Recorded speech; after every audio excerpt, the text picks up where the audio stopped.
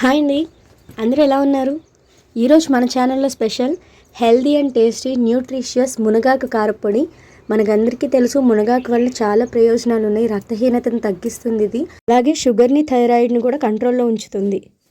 చాలా health benefits ఉన్నాయి. చాలామంది మునగాకును పప్పులో వేసుకోవడానికి ఇష్టపడకపోవచ్చు, బట్ ఇలా కనుక కారపొడిలాగా చేసుకుంటే మనకు ఆ ఫ్లేవర్గా ఎక్కువ తెలియదు, టేస్టీ కూడా ఉంటుంది. దాని బెనిఫిట్స్ అన్నీ కూడా మనం పొందొచ్చు.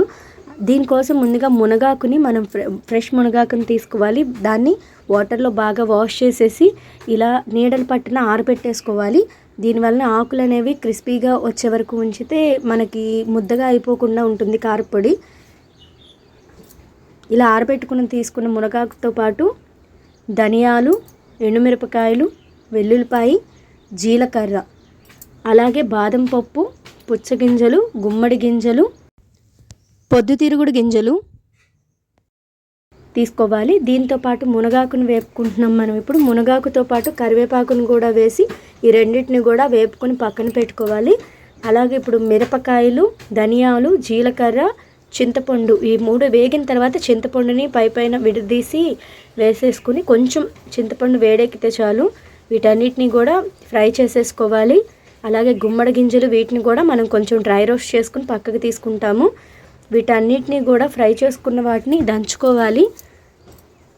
గుమ్మడి గింజలు వీటిని వేయటం వల్ల మనం విడిగా తీసుకోవాలంటే వాటిని కొంచెం ఇబ్బందిగా ఉంటుంది, రోజు తీసుకోవాలన్నా కష్టమే. బట్ ఇలా కారపొడి చేసుకోవడం వల్ల ఇడ్లీలోగా తీసుకున్న, అట్లలోకి తీసుకున్న, అలాగే అన్నంలోకి తీసుకున్నా కూడా వాటి బెనిఫిట్స్ కూడా మనకు అందుతాయి.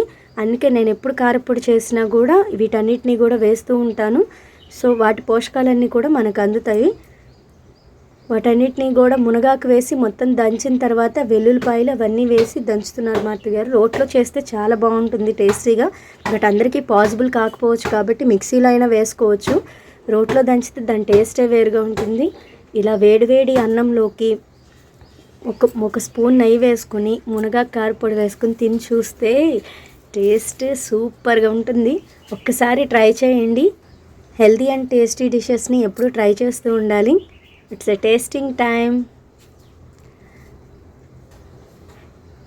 ఇలా కారపొడిని మనం అన్నంలోకి తీసుకోవచ్చు, దోశ అట్లలోకి రోజు తీసుకోవడం వల్ల మునగాకు ప్రయోజనాలు కూడా అందుతాయి.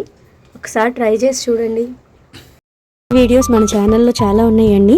ఒకసారి ఛానల్ని విజిట్ చేసి వీడియోస్ కనుక మీకు నచ్చినట్లయితే సబ్స్క్రైబ్ చేసి లైక్ చేయండి. Please encourage us. Thanks for watching my channel Sam vlogs.